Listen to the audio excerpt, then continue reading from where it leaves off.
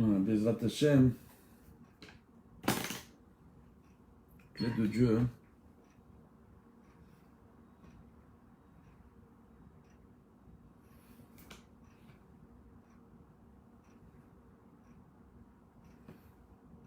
Bezrat Hashem, allez, connectez-vous, partagez avec vos amis. Comment on fait ça ici, là? Comme ça? Ok. Bezrat Hashem, voilà, partagez la vidéo avec un maximum de personnes. Voilà, on va parler Shlom Bayit. Les enfants, avec l'aide de Dieu, le statut des conjoints et les obligations de l'un vis-à-vis des autres. Que dit la halakha? Que dit la Kabbalah? Ah ouais. Ça va être du lourd, les enfants. On va lâcher des gros secrets avec l'aide de Dieu. Bezrat Hashem. Voilà. Qu'est-ce qui se passe dans un foyer? Comment doivent se comporter les maris avec leurs femmes, les femmes avec les maris? Au-delà de ce qui est écrit dans le Rambam, au-delà de ce qui est écrit aussi dans la Gemara, il y a aussi beaucoup de côtés pratiques. Il faut faire très très attention à la façon dont on a d'aborder ces lois. D'accord? Elles ont été rédigées par de très grands poskim, Baruch Hashem, à une époque où les mœurs étaient différentes d'aujourd'hui. Donc il faut savoir aujourd'hui par rapport à l'évolution des mœurs, comment adapter toutes ces lois et tous ces inanimes-là. D'accord? Par rapport à l'époque dans laquelle nous sommes en train d'évoluer et les situations qu'on est en train de vivre. Baruch Hashem. Alors on va commencer à expliquer, d'accord, le statut des conjoints. Le statut des conjoints, il est simple. Dans Masechet Sota, Dav Gimel, là-bas au début de la Masechet, il est écrit une chose extraordinaire. Il est écrit tout simplement qu'un homme, il a deux types d'âmes sœurs. C'est extraordinaire. C'est déjà deux types d'âmes sœurs. Donc, Baruch Hashem, donc deux types d'âmes sœurs. Il a une âme sœur qui lui est destinée à partir du moment où il descend dans ce monde, ok? Et que avant de descendre dans ce monde, on lui montre son âme sœur à la personne. Avant qu'elle descende dans ce monde, elle connaît son âme sœur. Et une autre âme sœur qui lui sera destinée en fonction de ses fautes. Donc la Gemara là-bas, elle vient nous expliquer, t'as une âme sœur, si tu ne fautes pas, tu fais rien, tu fais pas d'erreur, ça sera ton âme sœur. D'accord? Et si tu viens à fauter, et tu te détournes de ton destin, et des promesses que tu as fait, comme c'est rapporté dans la Gemara, dans Masechet Sanhedrin, tel que c'est rapporté aussi dans le Tanya, par le Baal HaTanya, et par de nombreux autres livres, Baruch Hashem, cette Gemara-là, où une personne avant de descendre dans ce monde, on lui montre ses proches, sa famille, la personne avec qui elle va partager sa vie, et on lui fait jurer d'être sadique et paracha. Et on jure. Et là, Neshama, on la descend dans ce monde. Quand Neshama arrive dans ce monde, on est tous contents, on est en train de dire, oui, bah c'est le top. Et dans le ciel, ils sont en train de pleurer. C'est, d'accord? Olama Afour, le monde à l'envers. Tout simplement, pourquoi? Nous, on se réjouit parce que c'est une nouvelle âme qui arrive dans ce monde. Et que si elle vient et qu'elle reste sur le chemin de la Torah et des mitzvot, qu'elle se comporte bien, elle va faire énormément de bien à ce monde et au monde en général, Baruch Hashem.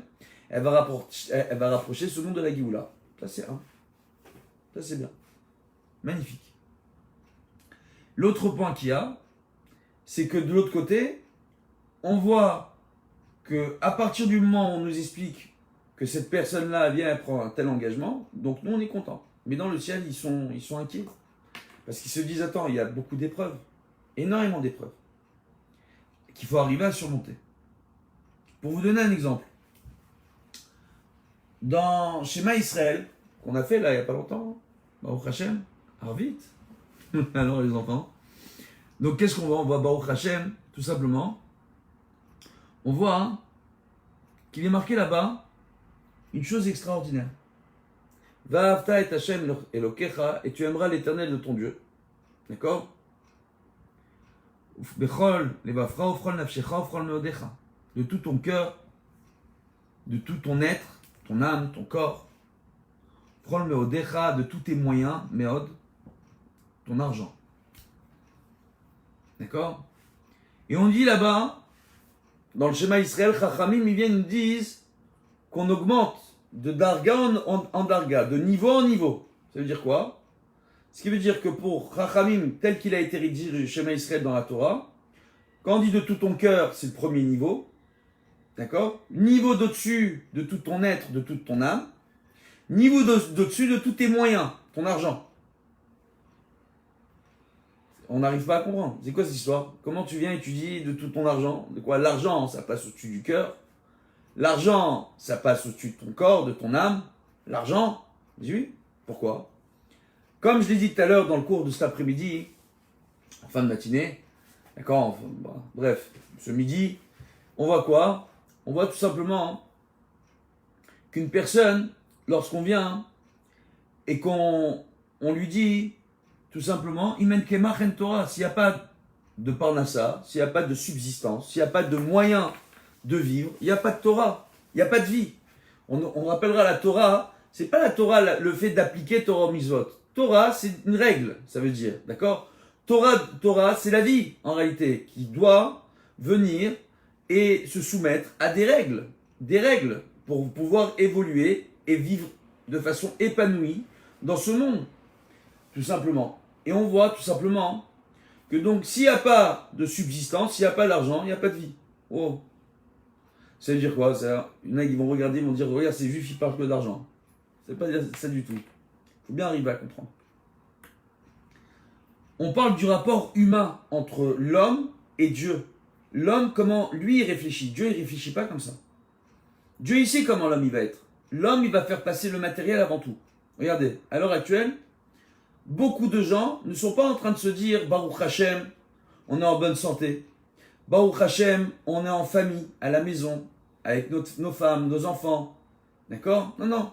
Il y a des gens qui sont en train de stresser parce que l'argent ne rentre pas, ils ne savent pas comment ils vont payer, ils ne savent pas comment ils vont faire. Et pour bien vous expliquer, il y a une parabole extraordinaire. D'accord? Parabole. Il y avait un professeur en médecine qui formait différents internes, futurs médecins, Bezrat Hashem. Et à un moment donné, ce professeur en médecine, il veut leur montrer un cas extrême. Donc on fait venir un patient, il veut montrer comment on fait avec ce patient, tout simplement, d'accord? Au niveau de lui faire une prise de sang. Ouais, il veut faire une prise de sang, il veut leur apprendre à faire des prises de sang. Il vient, il prend le patient, il lui rentre l'aiguille dans le bras pour faire la prise de sang, et l'aiguille dans le bras, il casse l'aiguille, et il y a une moitié d'aiguille sur la seringue, donc dans la main du professeur, l'autre moitié d'aiguille, elle est sous la peau, dans le bras. Et là, les élèves, ils disent, attends, c'est quoi cette histoire? Il dit, voilà, ça c'est un cas extrême. Maintenant, le pauvre, le patient, il n'a rien demandé. Je sais pas si vous... Moi, malheureusement, dans ma vie, j'ai été hospitalisé. Alors, quand vous avez le professeur qui rentre avec tous les élèves dans votre chambre d'hôpital, vous n'êtes pas bien. Imaginez ce patient maintenant, non seulement ça, mais en plus, on lui casse une aiguille dans le bras. Il dit, qu'est-ce qu'on fait maintenant quand l'aiguille, elle se casse? Ça peut arriver. L'aiguille, elle s'est cassée dans le bras. Comment on sort l'aiguille? Les élèves disent, comment on sort l'aiguille? Et là, on voit le professeur, qu'est-ce qu'il fait? Il met un coup, deux coups dans le bras, comme ça. D'accord? La personne, elle a mal, elle se contracte, et l'aiguille, elle sort. Il dit, voilà. Quelqu'un, quand il reçoit un coup, d'accord? Son corps, il va se contracter, et dans ces cas-là, ça peut faire sortir l'aiguille. Ça s'arrête. Parmi les élèves, il y a un des élèves, un des meilleurs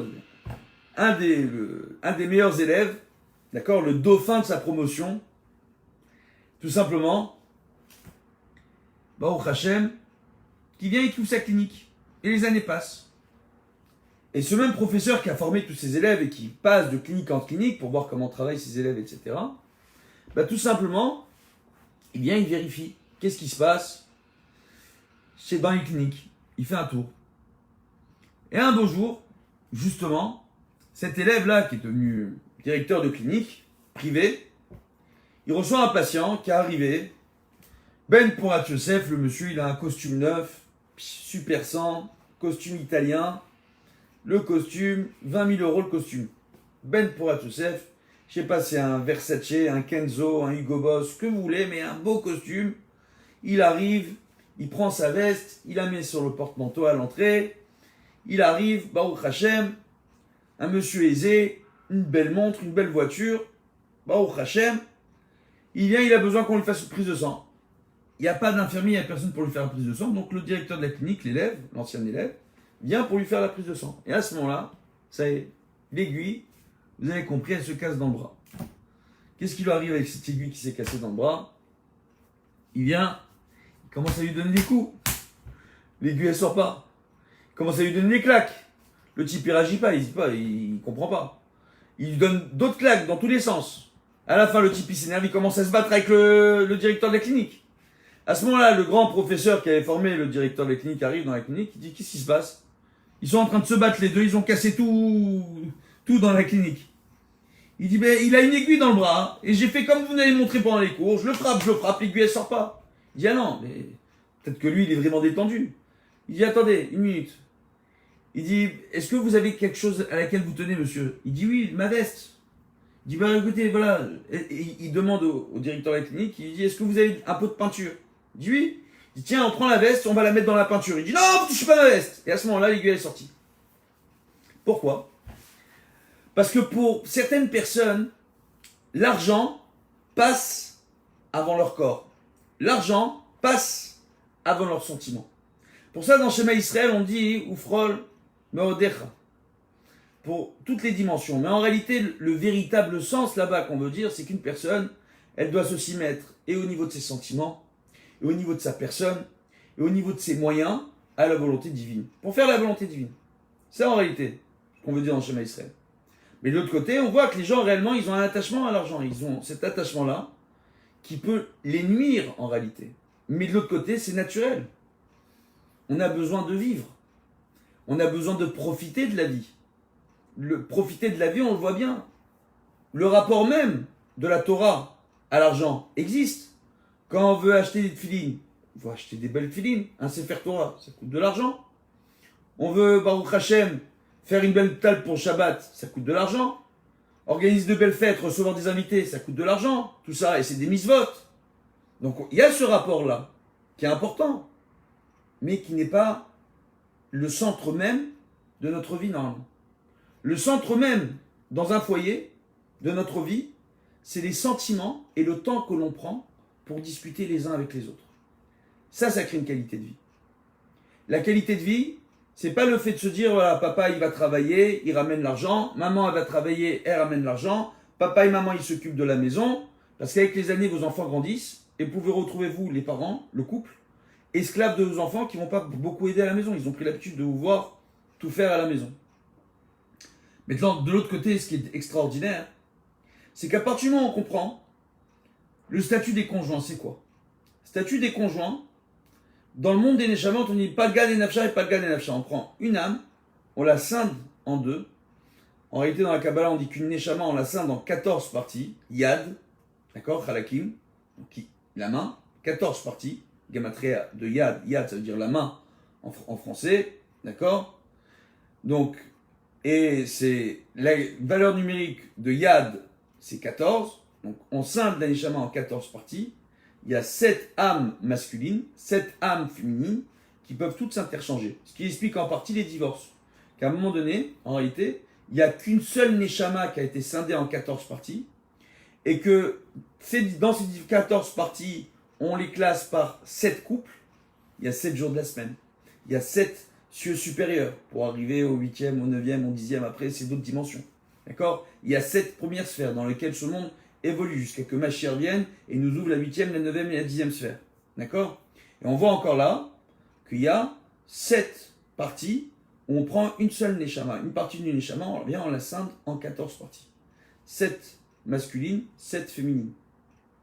Et ces parties-là, tout simplement, elles sont classées par couple. Et dans le ciel, on dit, voilà, vous deux, vous êtes ensemble, vous deux, vous êtes ensemble, vous deux, vous êtes ensemble.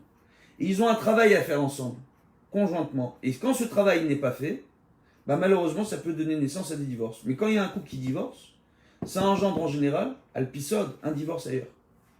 Pourquoi? Parce qu'ils sont limités. Ils sont 14 parties d'une seule partie de Neshama qui doivent s'interchanger si besoin en cas de divorce ou en cas de décès. Vous comprenez ce qu'on essaye de vous dire? Donc c'est des points qui sont... C'est une dimension qui nous dépasse en réalité. Il faut bien arriver à comprendre. Il y a des gens qui disent, attends, mais si tu as un mazal, alors comment tu expliques le divorce? Ben, la raison, je viens de vous la donner. Voilà comment on explique les divorces. ça nous dépasse. En réalité, depuis que le monde a créé, l'humanité, quand elle vient ici, elle vient dans ce monde, c'est pour réparer les fautes de ses ancêtres. Que ce soit la faute originelle de Adam et Ève, que ce soit la faute du veau d'or, ou la faute de Tata Hmecha, d'accord, ou de Papi Mahlouf, d'accord, ou de Tonton Victor, c'est pas le problème. On est là pour réparer la faute de nos proches, de nos familles, de nos ascendants, pour assumer aussi nos descendants, leurs fautes aussi, et leur montrer le chemin. Et par rapport à ça, hein, le statut des conjoints, c'est quoi? C'est d'arriver à comprendre qu'ils ne doivent former qu'un seul être. Que le rapport entre un mari et sa femme, ça doit être un rapport qui doit être au-delà d'un simple rapport humain. Ils doivent arriver à se conjuguer totalement, à vivre une vie conjugale, se conjuguer au niveau neuronal, d'arriver à se comprendre. On va vous expliquer cela. Il est rapporté dans Sefer Hagmoul par le Ramban que lorsque Dieu a créé l'homme et la femme, Adam et Ève au départ, il les a créés en même temps. Mais qu'au départ, ils étaient reliés par la colonne vertébrale. Et que les deux colonnes vertébrales étaient reliées entre elles. Et qu'en réalité, l'homme était créé avec deux visages, mais deux corps qui étaient dos à dos. Et lorsqu'ils devaient s'unir, ils se mettaient face à face. Et c'est comme ça que dans la Kabbalah, hein, on nous parle de dimensions supérieures, avec des créatures dans les mondes supérieurs, qui sont de temps en temps dos à dos, et que certaines de nos prières, lorsque l'on les fait et qu'on a les bonnes kavanotes, chose que la majeure partie des gens ne savent pas, ne connaissent pas et ne savent pas faire aujourd'hui, d'accord? Ils se remettent face à face. On arrive à réparer quand on connaît ces kavanotes-là. La majeure partie des gens ne les connaissent pas. Et tout simplement, donc, on prend dans des sidourim, on arrange les tfilotes, on vous dit, il y a un verset, il faut le dire 2 fois, un verset, il faut le dire 3 fois, là, il faut vous lever, là, il faut vous asseoir, parce que dans ces dimensions-là, on vous fait faire un Leshem Ichoud, d'accord? Au début de la tfila, pour vous dire, voilà, si vous faites le Leshem Ichoud, ou si y a ce verset-là, quand on le dit, toutes les kavanotes qu'on doit avoir à l'Pi Kabbalah, d'accord? Et les intentions ésotériques, qui sont difficiles de porter pour énormément de gens, tout simplement, ben, elles sont considérées comme étant mises en place pour vous, par ces prononciations-là. D'accord? Et puis il y a quelques maîtres dans la génération qui connaissent ces intentions, qui les font, les tfilotes, etc. Et qui peuvent l'enseigner autour d'eux. Mais on voit, Baruch Hashem, que donc Adam et Ève, quand ils ont été créés, en réalité, c'est quoi? Quand on dit que la femme est sortie de la côte de l'homme, il faut savoir qu'au niveau de la colonne vertébrale, c'est rapporté tout simplement qu'au niveau de la colonne vertébrale, donc ça passait par le coccyx, et il y avait une liaison neuronale, d'accord, qui remontait jusqu'au cerveau, par le biais de la colonne vertébrale, et qui arrivait jusque dans les côtes. Et que lorsque Adam a demandé à avoir une partenaire comme toutes les autres créatures, qui soit séparée de lui en fait, d'accord, et bien Dieu il a enlevé, tout simplement, au niveau du coccyx, on voit qu'il y a une terminaison qui n'est pas terminée, réellement, que les scientifiques estime en partie que la théorie de l'évolution de Darwin expliquerait par cette présence d'os de coccyx qui n'est pas complet que l'homme serait descendant dans son évolution, d'accord, tout simplement de chimpanzés ou de reptiles, où on ne sait pas très très bien l'évolution qu'aurait eu lieu à ce niveau-là pour Darwin.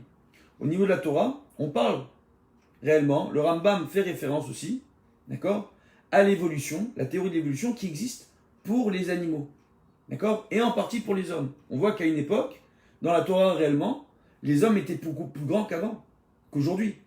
D'accord, quand on parle de Moshe Rabbeinu, il faisait plusieurs mètres, Moshe Rabbeinu. On n'arrive pas à comprendre ces choses-là. Et qu'on voit qu'aujourd'hui, les gens sont beaucoup plus petits de taille. Donc il y a une évolution au niveau, sur le plan humain, d'accord, mais c'est pas significatif, comme l'explique le Rambam. C'est pas une évolution où d'un seul coup un animal devient un être humain. Ça fonctionne pas comme ça. D'accord? Mais par contre, on peut voir avec le temps des espèces disparaître et des espèces apparaître. Tout simplement. Par le biais et le rapport de l'homme à la nature. Donc voilà. Donc après, c'est ce qu'on appelle la biodiversité, sur le plan scientifique dans la nature. D'accord? Et cette biodiversité, elle peut s'expliquer tout simplement par un rapport et un épanouissement de la nature ou des dégâts causés à la nature. Donc dans un sens ou de l'autre, on peut voir des créatures disparaître ou de nouvelles espèces apparaître. D'accord? Maintenant, ce qui est très intéressant par rapport à ça, c'est qu'on voit en réalité, justement, que Adam et Ève donc, ne formaient qu'une seule personne. Adam, ça le frustrait. Parce qu'il n'avait pas besoin de parler avec elle. Ils avaient une liaison neuronale. Ils ne formaient qu'un. Ce qu'il pensait, elle le pensait. Ce qu'elle pensait, il avait dans sa tête. Et c'est pour ça que dans la Gemara, il est marqué qu'il est plus difficile, dans Masechet Sota, de trouver son mazal. D'accord? Il est autant difficile de former un véritable zivoug, un véritable couple, bidé shamaïm, tel que ça a été décidé dans le ciel. C'est beaucoup plus difficile d'arriver à réunir un véritable couple dans ce monde. C'est autant difficile que l'ouverture de la mer Rouge. Qu'est-ce que tu me dis? Le mariage. Trouver la personne, ton âme sœur, c'est difficile comme ouvrir la mer Rouge. T'imagines le miracle? Alors, on rappelle le miracle de la mer Rouge, hein, les enfants. Hein. D'accord? La mer, elle se surélève. Il y a des tunnels qui se creusent dans la mer. Ok? Il y a eu 12 passages séparés en deux, les hommes, les femmes. Ok? Et un 13e passage pour le Erev Rav. Donc 13 passages. Ok? Avec deux passages divisés en deux chacun, ça fait 26 passages. Yudke, Vavke, Gematria 26, le tétragramme, le nom de Dieu. Mais c'est le miracle de la mer Rouge. Des dalles de marbre dans la mer quand ils sont venus, les arbres qui posent sur les côtés en dessous de la mer pour leur donner des fruits, d'accord? L'eau, ils viennent prendre l'eau de mer dans les murs, il y a des murs d'eau, l'eau, ça devient de l'eau douce pour eux. Oh, miracle de fou, l'ouverture de la mer Rouge. Et tu me dis que ça, c'est un miracle d'une telle grandeur, quand on arrive à former un couple, c'est aussi difficile pour Dieu. C'est aussi difficile d'arriver à former un véritable couple. Essayez de comprendre. Ça veut dire quoi? Le mariage, c'est une galère. Ça veut dire quoi? De trouver ton mazal, c'est une galère, c'est impossible. Qu'est-ce qu'on essaye de nous dire ici? Qu'est-ce que nos sages essayent de nous faire comprendre? Disant en réalité, pourquoi c'est difficile? Parce que même tu trouves ton âme sœur, il faut que tu arrives à créer ce lien où tu n'as même plus besoin de parler, l'autre il te comprend. D'arriver à être à l'écoute de l'autre. Qu'est-ce qu'on voit aujourd'hui quand on a des problèmes de couple? Quand on a des problèmes de couple, très souvent, il y a un des deux conjoints qui ne se sent pas compris, qui se sent seul alors que l'autre il est là. Mais manque d'attention, manque de tendresse, manque de sujets en commun, d'envie en commun. Ou des fois on a les mêmes envies mais pas au même moment. On veut parler des mêmes sujets mais pas en même temps. On ne trouve pas les bons moments. Parfois, c'est un problème de rythme qu'on peut avoir dans le couple. C'est un problème de décalage horaire. On peut avoir les deux, les mêmes envies, mais pas au même instant. En réalité, c'est quoi la difficulté? C'est d'arriver à avoir les deux, envie des mêmes choses, au même moment, et arriver à se comprendre. En permanence. Ça, c'est difficile. Ça, c'est la difficulté. Mais à partir du moment où tu comprends que ton conjoint, ta conjointe, ce n'est pas ta moitié. C'est toi. L'autre, c'est toi. Et toi, tu es l'autre. Vous ne formez qu'un seul être. À partir du moment où tu le comprends, et que dans ta façon de réfléchir, tu influences l'autre, et que dans sa façon de réfléchir, l'autre t'influence aussi, et de venir de dire ta façon de réfléchir, ta façon de parler à toi, ma femme, à toi, mon mari, ça m'influence.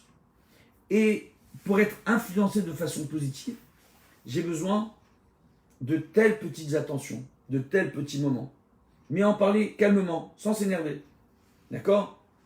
On a des femmes qui ont besoin, le vendredi, d'un coup de main pour préparer le Shabbat. Qui aimeraient, si c'est possible, si le mari est à la maison, s'il n'est pas en train de travailler. Tout simplement, s'il peut venir aider. Ou l'inverse, des fois, on a des femmes qui travaillent et les maris qui sont à la maison. D'accord? Donc on voit tout simplement que par rapport à tout cela, hein, il y a cette dimension-là. Cette dimension du fait d'arriver à comprendre qu'on doit former qu'un. Donc ça, c'est le statut. C'est qu'on forme qu'un seul être.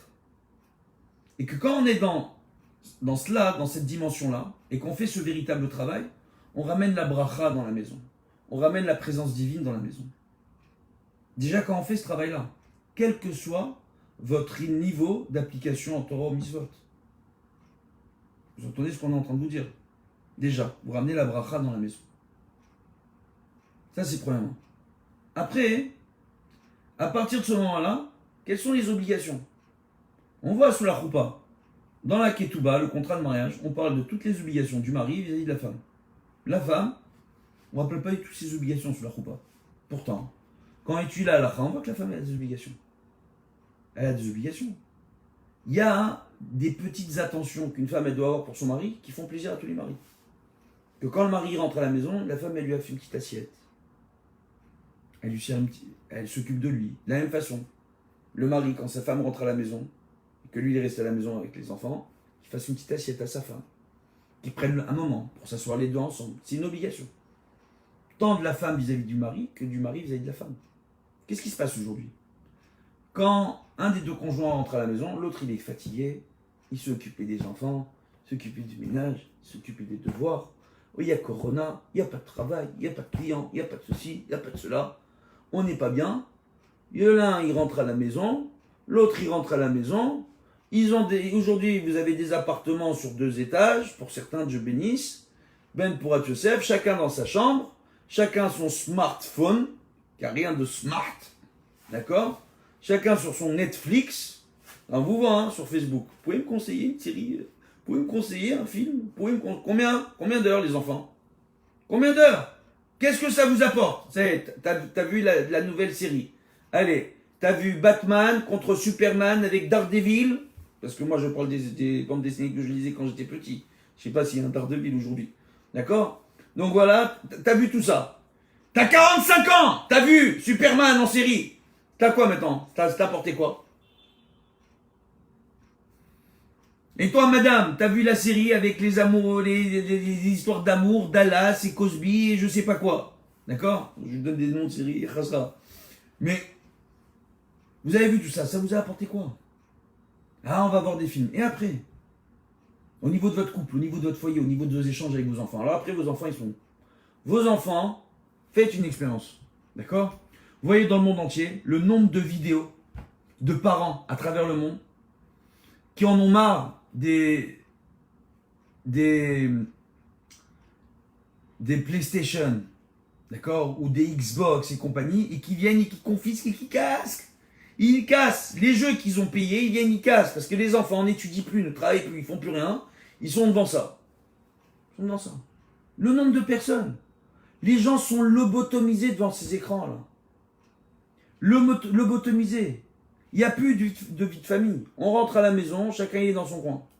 Celui-là, il est sur sa série, l'autre, il est devant son dessin animé, l'autre, il est devant sa télé, l'autre, il est devant son ordinateur, l'autre, il est... À la limite, il y a des foyers, ils sont venus me voir, je vous assure que c'est vrai, ils s'échangent entre eux par SMS et WhatsApp. Ils sont dans la même maison. Et ils ne s'habitent pas dans le château de Versailles. Hein. Tu pourrais comprendre, hein. Moi j'habite dans l'aile nord, toi tu habites dans l'aile gauche, d'accord? Et il y a 3 kilomètres entre le salon et la salle à manger, ok, tu arrives à comprendre là. Ok? Mais non, ils habitent dans un 100 mètres carrés. SMS. Tout va bien. Qu'est-ce qui se passe? Dans quel type de monde? C'est quoi nos obligations? D'accord? C'est de prendre le temps, de discuter, d'avoir un temps de qualité, c'est extrêmement important.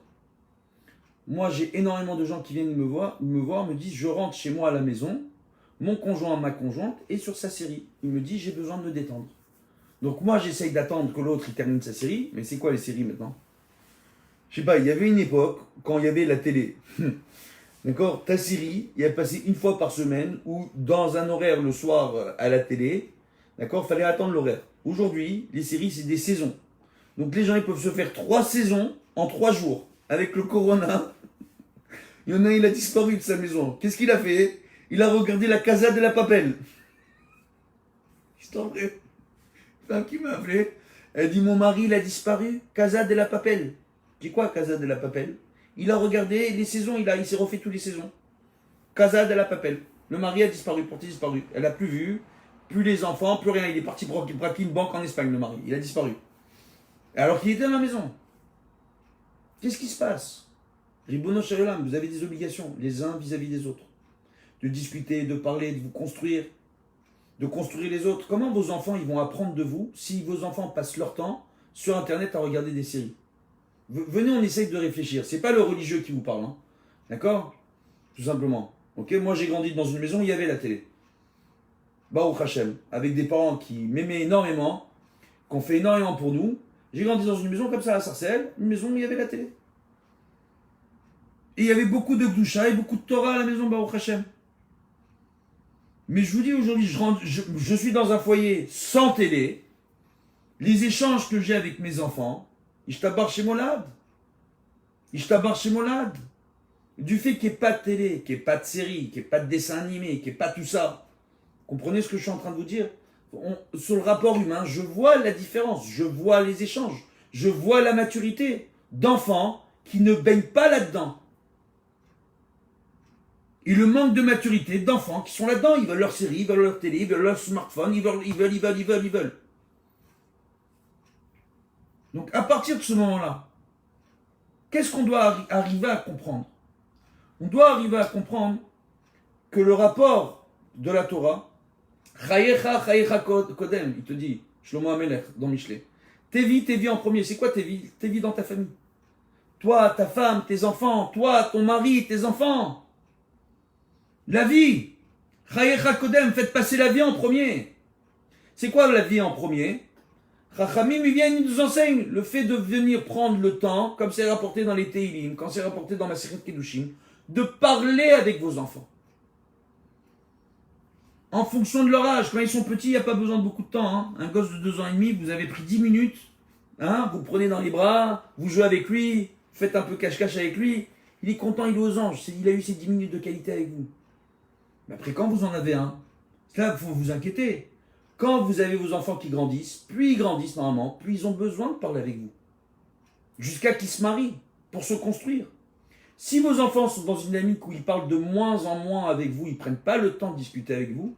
Moi, tout à l'heure, je plaisantais, quand je parlais dans le cours d'avant, hein, je disais que je rentre à la maison, je dis bonjour à tout le monde, mes enfants sont occupés en fait. Et je leur dis bonjour, avec le sourire, ils disent roule papa, on est occupés. Mais mes enfants, une fois que je suis à la maison, ils prennent le temps. Là, quand je vais rentrer chez moi tout à l'heure, j'ai mes enfants qui m'attendent, les grands, ils vont les deux vouloir discuter avec moi. Prendre le temps, une petite demi-heure, 40 minutes, je vais prendre 40 minutes avec l'un, 40 minutes avec l'autre, 40 minutes avec l'autre, Ben Pourat Yosef, 40 minutes avec ma femme, Baruch Hashem, ok? Et après, Baruch Hashem, ils auront tous discuté avec moi. Et une fois que tout le monde a discuté avec moi, que tout le monde a eu son temps de qualité, je fais ce que j'ai à faire pour moi. Il y a besoin de ça. Pourquoi? Parce que vos enfants, ils ont besoin de votre aval pour se construire. Ils ont besoin de vous. Ils ont besoin de vérifier s'ils réfléchissent correctement. Donc même quand ils viennent, ils vous racontent des anecdotes avec leurs copains, leurs copines, leur vie, et ça ne vous intéresse pas, vous êtes dans le stress. L'autre, il te raconte ce qu'il a eu avec son copain et avec sa copine, et l'autre, il a dit ceci, mais le gosse, il essaye de se construire. Vous avez affaire à un adolescent qui essaye de se construire, par votre réaction, votre façon de l'écouter, de parler, et il ne faut pas le prendre de haut, il ne faut pas critiquer ses amis, il ne faut pas mal parler d'eux, il faut le laisser parler. Vous laissez parler votre enfant, vous l'écoutez, et vous essayez de le faire réfléchir. Ah, est-ce que ça aurait pas été mieux qu'il fasse comme ceci? C'est pas aurait été mieux qu'il fasse comme cela? Et lui, il va dire, mais non, pas du tout, pourquoi? Et le laisser lui s'exprimer. Et même s'il lève un peu la voix, c'est pas grave. C'est là que vous êtes en train de l'aider à se construire. Il a besoin de ça pour prendre ses marques et ses repères, et c'est à votre réaction, à l'échange qu'il a avec vous. Vous, ses parents, qui lui avez donné vie, qui prend encore, pour exemple, même si vous avez l'impression qu'il vous critique tout le temps, qu'il a besoin de tuer l'image du père ou de la mère, comme ils disent les psychos, voilà, d'accord? Mais en réalité, les psychanalystes, etc. Mais en réalité, tout ce que j'essaye de vous dire, c'est que l'enfant, il a besoin de ça. Il a besoin de se construire et de s'affirmer. Et il s'affirme, justement, en arrivant à s'exprimer. Et quand vous le laissez s'exprimer, au prochain, vous lui permettez de se construire encore mieux. C'est extraordinaire. De la même façon que le kavod de Dieu s'efface pour le shlom bayit, on sait, on le voit dans la Torah, la femme qui a été soupçonnée d'adultère, on l'emmenait au Beth Amikdash, on prenait l'eau du kior des Kohanim, du mikvé des Kohen, on mettait un claf avec le nom de Dieu, on mettait dans une coupe avec cette eau-là, on faisait passer le claf jusqu'à que le nom s'effaçait, on faisait boire cette eau-là. Si cette femme avait réellement trompé son mari, alors, Loa Lénou, elle venait à mourir, d'accord? Et si elle n'avait pas trompé son mari, eh ben, on lui demandait Mechila, tout le monde devait lui demander Mechila, le mari le premier, d'accord? Et elle était récompensée par la suite. Elle avait, Akadosh Baruch Hu exaucé ses demandes à cette dame. Et on voit tout simplement que là, il est rapporté que le nom de Dieu, il s'efface dans le claf pour le Shlom Bayit. pour le shlam bayit, pour les maris trop soupçonnés qui soupçonnent leur femme. Il y avait cette solution à l'époque du Beth Amidash. Est-ce que ta femme, elle te trompe ou pas? On a des maris qui disent, ma femme, je pense qu'elle m'aime pas, parce qu'elle n'a pas envie de discuter avec moi, elle est tout le temps sur ses séries, ou elle est avec les enfants, ou avec le ménage, ou avec son travail, ou avec ses clients. Elle n'a pas envie de discuter avec moi. Mais ta femme, elle se sent seule. Il y a d'autres femmes qui viennent et qui me disent, mon mari, il n'est pas attentionné, il rentre à la maison, il reste dans son coin, il reste au balcon, il est au téléphone avec ses copains, mais ton mari, il se sent seul. Ton mari, il se sent pas épaulé. Et les gens, ils écoutent des cours de Shlom Bayit, où la femme, c'est la source de la bracha, et la femme, c'est la source de la parnassa, et la femme, c'est la shrina dans la maison. Tout ça, c'est vrai, en partie. Mais après, la femme, elle vient dire, mais si tu ne me considères pas, tu n'auras pas la bracha, tu n'auras pas la parnassa, tu n'auras pas. Madame, tu es en train de me dire ton mari. Comment ton mari, tu veux qu'il vienne le soir et qu'il a envie de te parler? Tu es en train de le maudire. Et ça fait des années que j'entends ces cours, et ça fait des années que je vois les conséquences et les résultats de ce type de discours dangereux par le biais d'écran dans les foyers où les gens après ils disent même le rab il a dit. Alors que le rab, le pauvre, si le couple arrive devant lui et qu'il entend cette histoire, il va dire mais c'est pas bien ce que vous faites les deux là, faut pas vous maudire, faut prendre le temps de parler, etc. Mais quand moi j'ai dit ça, c'est pour vous expliquer la dimension du couple. Qu'est-ce qui se passe quand il y a un équilibre dans le couple? Ça ne veut pas dire que le mari doit se soumettre totalement à sa femme ou que la femme elle doit se soumettre totalement au mari. Il n'y a pas de soumission. Il y a des compromis dans le mariage. On ne doit pas se soumettre l'un à l'autre. On doit s'épanouir l'un avec l'autre, ensemble. On ne forme qu'un. C'est extrêmement important. C'est extrêmement important. Mais comme les gens n'ont pas fait avant le mariage, ils ne sont pas allés chez une madricha kala pour expliquer. En général, une madricha kala, c'est mieux de prendre une personne qui est déjà grand-mère. Avec le temps, plus j'avance, moi ça fait longtemps que je m'occupe, j'étais jeune, mais je vois aujourd'hui, au Hachem, quand j'ai des gens qui viennent me voir, quand j'étais plus jeune, j'avais des gens qui venaient me voir avec des problèmes, ils avaient des problèmes avec des adolescents. Moi je savais en grosso modo m'occuper d'éducation d'adolescents qui n'étaient pas mes enfants. Mais aujourd'hui que mes enfants, Baruch Hashem, ils sont adolescents, Dieu bénisse, quasiment adultes, quand j'ai des gens, j'ai plus d'expérience. Et quand vous allez voir une madricha kala qui est grand-mère, elle saura mieux vous expliquer les choses. Quand vous allez voir un rav qui est grand-père, il saura mieux vous expliquer les choses. Moi, Baruch Hashem, mon rav, jusqu'à aujourd'hui, il est grand-père Ben Pourat Yosef, il a eu un arrière-petit-fils. Dieu bénisse.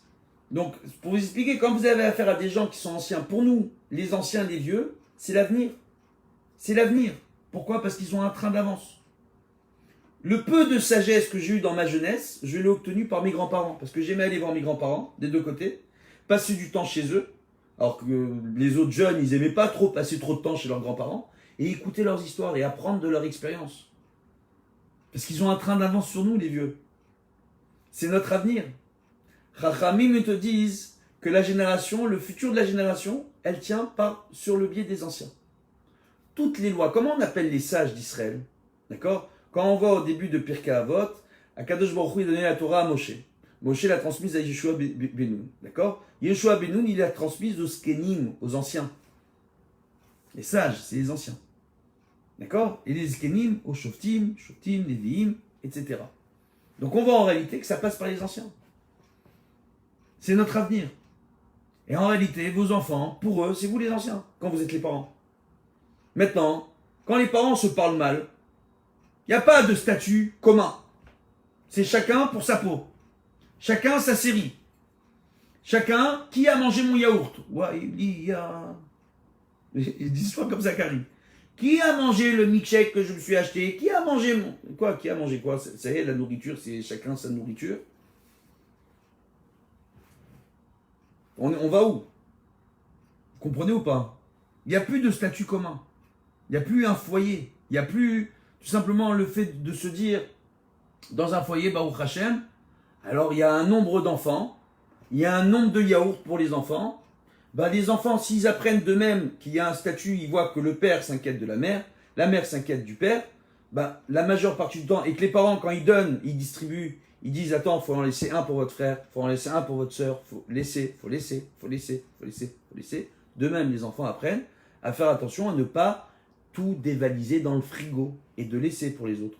C'est des petits trucs de rien du tout, mais qui changent toute une dynamique et qui évitent beaucoup de disputes et qui créent ce sentiment d'ahava, cette chaleur dans le foyer qui va faire que les enfants, ils ont envie de rester à la maison, qu'ils sont bien à la maison avec leurs parents, qu'ils n'ont pas envie de se sauver, d'aller à bord des mauvaises fréquentations en dehors de la maison. C'est toute la différence. C'est pas le fait de remplir le frigo. C'est pas le fait de remplir la maison à profusion, ça c'est des bêtises. C'est le fait d'avoir le petit mot, la petite attention, les uns pour les autres. C'est extrêmement important et ça passe par les parents. Quand vous avez des enfants qui vous parlent mal, parce que ça arrive, vous devez quand même leur parler bien. Vous avez des enfants qui disent des gros mots, ne leur dites pas de gros mots. Ne tombez pas là-dessus, gardez votre kavod.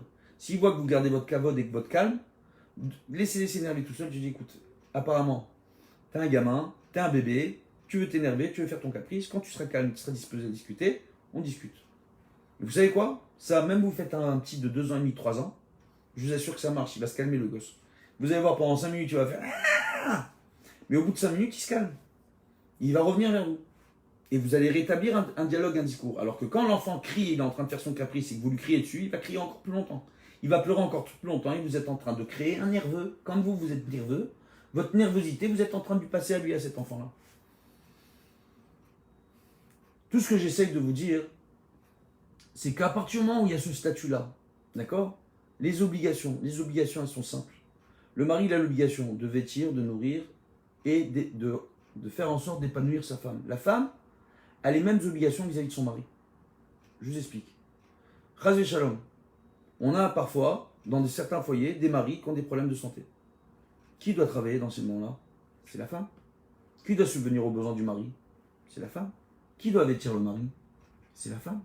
Qui doit nourrir le mari? C'est la femme. Quand la femme travaille et que le mari a des problèmes d'argent, il a le droit de demander à sa femme de participer aux frais de la maison. C'est normal. C'est normal.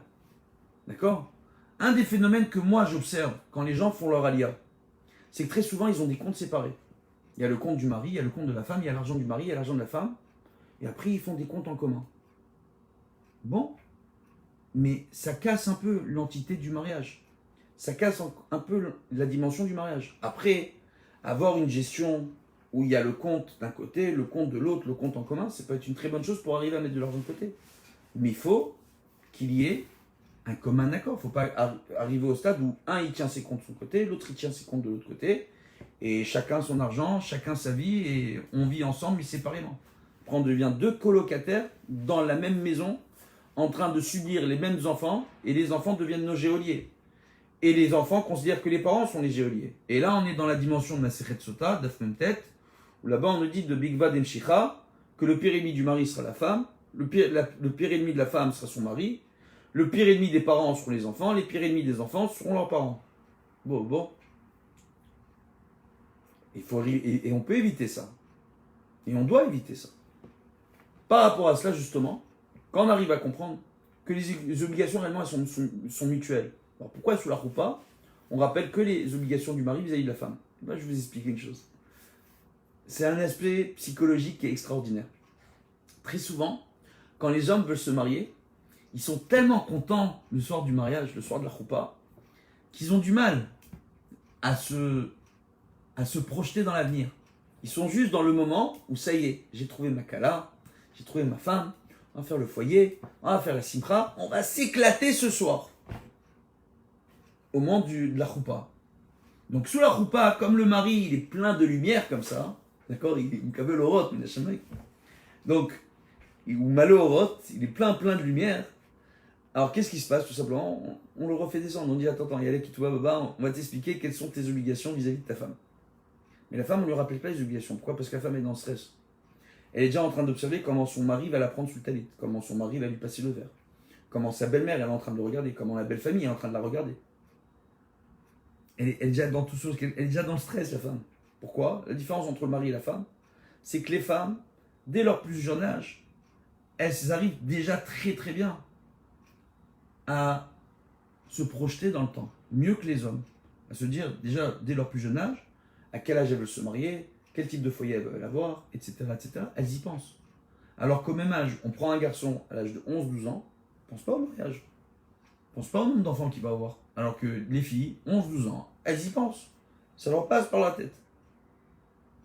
Il y a une différence entre les hommes et les femmes. Raison pour laquelle on rappelle les obligations sur leur repas au mari et pas à la femme. Mais la femme aussi a des obligations. Il y a des obligations mutuelles. Des obligations qui sont mutuelles. Et un rapprochement qu'il faut toujours garder. Même en période de Nida, il faut qu'il y ait des discussions autour du foyer, de l'éducation des enfants, des projets en commun. On n'a plus de discussions intimes où on parle de nos envies personnelles et charnelles, l'un vis-à-vis de l'autre. Non, on ne parle pas de ça. Durant la période de Nida, on ne doit pas parler de ça.